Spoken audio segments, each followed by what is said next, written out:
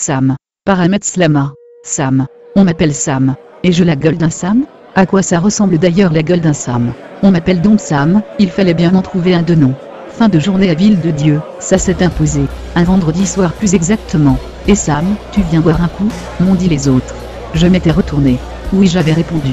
Quand ils avaient dit « Et Sam, tu viens boire un coup ?» J'avais compris qu'on s'adressait à moi. En répondant à ce « Et Sam », j'avais implicitement accepté ce nom. Ça tombe bien parce que Sam j'aime bien. Non, ce n'est pas que j'aime bien. Je ne déteste pas, plutôt. Sam. C'est efficace et court. Sam. C'est sec, aussi, avec, à la fin, cet arrêt, brusque, Mam. Et puis, à un thé près, Sam, c'est Samt. Silence, en arabe. Des jours, donc, que je m'éveille, affublé de ce nom, avec Livia qui a ses bras autour de moi. Des bras que je défais, délicatement, sans la réveiller, pour m'en aller nettoyer cette cuisine dont elle ne s'occupe jamais. Préparer le petit-déj auquel elles ne sont jamais. Rituel. Je reviens à sa chambre, plat, cafetière, crêpes, tartines pour alterner, confiture artisanale, suivant les saisons, abricots, cerises, fraises, oranges ou aubergines. Sur son lit, donc, nous mangeons, silencieusement. Son réveil est doux, les yeux fatigués et les joues creusées. Peau décolorée, qui se rembrunit au rythme des bouchées et des gorgées. Sa langue se délie dès lors, elle parle de la veille, de la journée qui nous attend. Hier, aujourd'hui, jamais son verbe ne va au-delà. 6 heures du matin passé, salle de bain, nous nous douchons ensemble, économie de quel prétexte? Elle qui savonnait caresse ma queue. Ça se finit sur son lit où elle me prend, où elle s'agite sur moi avant que nous revenions vers la salle de bain. Chacun de son côté. 6h40 ou 45. Protégé par l'habitacle, crasseux, de sa caisse, on se met en route. Décor au changement quotidien subtil, quelques plants qui ont poussé, des arbres qui se sont allongés, imperceptibles. 5 minutes. On est à la ferme. Silence. Il fait frais. Il fait bon. Fraîcheur qui annonce la chaleur. En gare, Livia s'y engouffre, brouette et couteau, elle s'éloigne, là-bas. Dans les champs chercher les salades du jour. Moi, c'est les serres. Je m'accroupis dessous les plants de tomates. Mes mains, soigneusement gantées, s'emparent des tiges qui grouillent autour des plants, plante par plante, elles les arrachent, mes mains, toutes ces herbes maudites. Le biseron volubile, c'est le plus facile, je l'entortille autour de mon index, coince la tige entre cet index, le pouce, et je tire.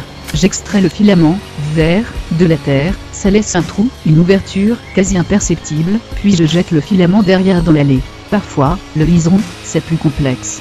Il a eu tout loisir de pousser, de s'en mêler aux branches des plants, faut le défaire alors, se déganter pour ça car ça requiert délicatesse et précision dans le geste. Il n'y a pas que le liseron d'ailleurs, on trouve de tout comme herbe indésirable. L'amarante, à titre d'exemple. Avec l'amarante, ou sur tige, une tige qui n'a besoin de rien pour pousser et pointer, à son fait, le bout de ses fleurs est visible. Pied de la tige, on étrangle l'amarante, on tire, des deux mains, c'est mieux, la terre s'enfuit, une colline que ça fait, une colline qui monte, explose, éjecte des éclats pulvérulents. Voilà le fétu qui pend dans ma main, expirant, ses racines blanchâtres et fines. Un fétu que l'on jette dans l'allée, puis on passe à l'indésirable suivant. Le chien-dent, c'est ce qui revient le plus souvent. Petite, touffe, verdâtre, solidement vissée à sa terre. Faudrait utiliser la bêche, mais pas la force de me lever, d'aller la chercher et de racler la terre avec. Non, le chien-dent, j'enfonce ma main dedans, tête la plante jusqu'à sentir cette extrémité, ce point d'où les feuilles explosent, en tous sens, poussée index serré. Sur ce point, je tire, je tords, avec mes genoux qui poussent et creusent jusqu'à l'arrachage. La matinée, j'en fais des centaines comme ça. Les herbes, dites mauvaises, elles ne sont pas légion autour des plants. Pourtant, mes premières tournées ne furent pas aussi aisées, je suis encore hanté par l'image de ces serres foisonnantes de verdure diverses. On échouait à distinguer la flore désirée. Il m'en aura fallu des semaines pour y voir plus clair. Oui, des semaines. Et c'était étrange comme ce nettoyage, m'aidait à lever la brume d'un certain. Quoi déjà? Oui, d'un certain oubli. Oui, oubli. Quel oubli de tout j'ai? Non, pas oubli, je dirais plutôt. Quoi? Un mot, féminin qui, à quelques nuances près, désigne la même chose. En plus pathologique.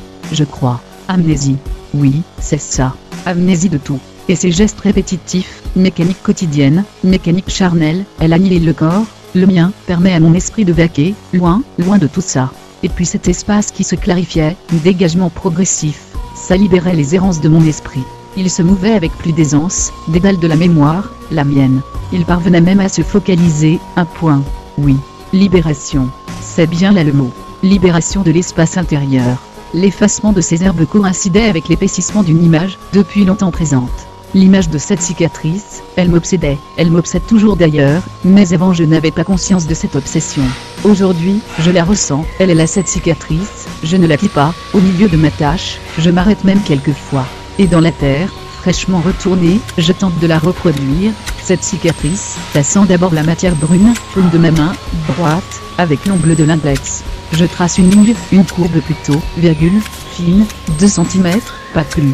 L'impression que cette image de cicatrice remonte à plus loin que je ne le soupçonne. Des gouttes sur mon front, manche de la veste de m'a offert Livia pour le travail, veste en denim bleu, j'essuie mon front, mon visage, un œil sur la paroi de la serre, les rayons la pénètrent. 10 heures approchent, température qui monte, augmente, ça tombe bien, il ne me reste qu'une rangée à désherber dans la 5e serre, la dernière. Je quitte la veste en denim, ne subsiste sur mes épaules que ce pull, noir, à manches courtes. Les manches courtes, je n'aime pas, corps exposé aux indésirables extérieurs, aux mains, baladeuses. C'est si facile de se faire toucher avec des manches courtes. Et pour mon travail, actuel, à la ferme, Pagneux, je suis victime des caresses, diverses, plantes, terre, insectes. Bon. Voici le dernier liseron que j'arrache. Tout entortillé aux branchettes du plant de tomate. Il a dû m'échapper les jours précédents, le liseron a même eu le temps de fleurir, une belle fleur avec ça, une cloche que ça fait blanche avec des nuances de violet.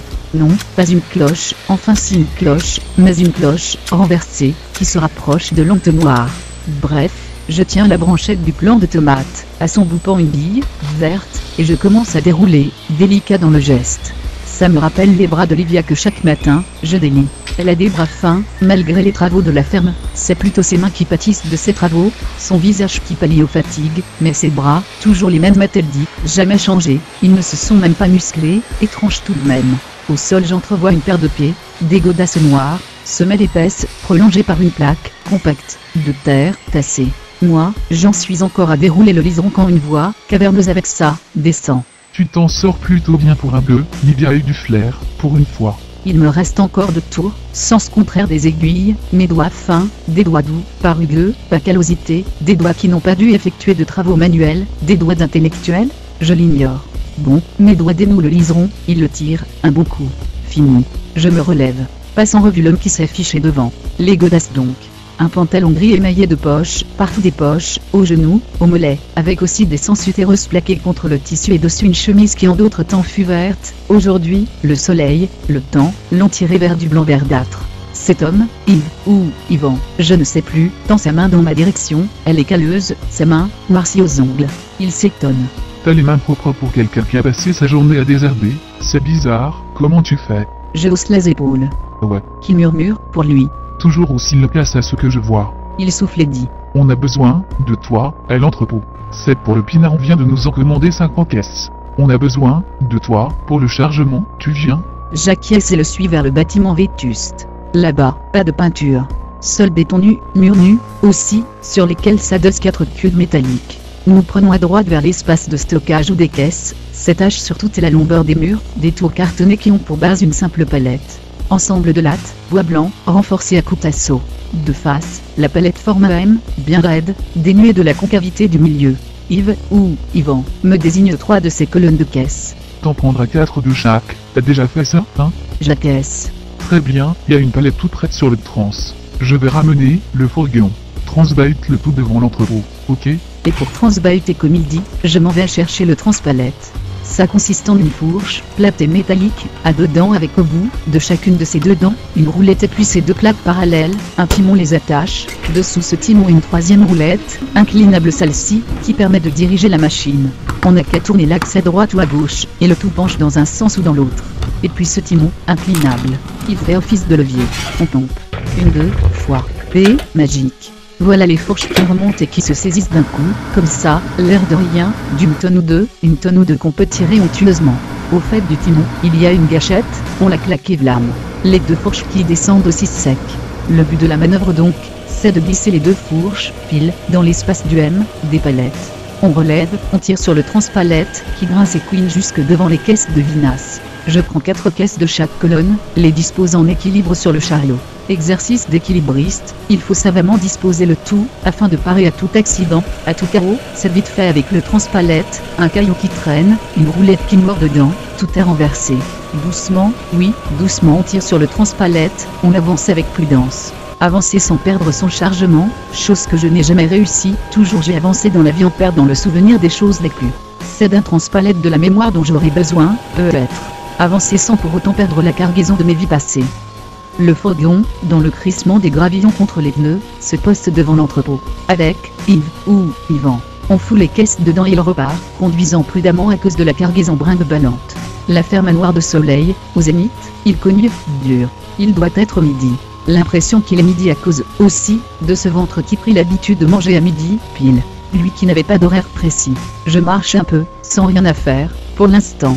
Confrontation, brusque, mon moi, nu, face à ce monde. Aucune tâche pour m'en abstraire. L'impression de couler.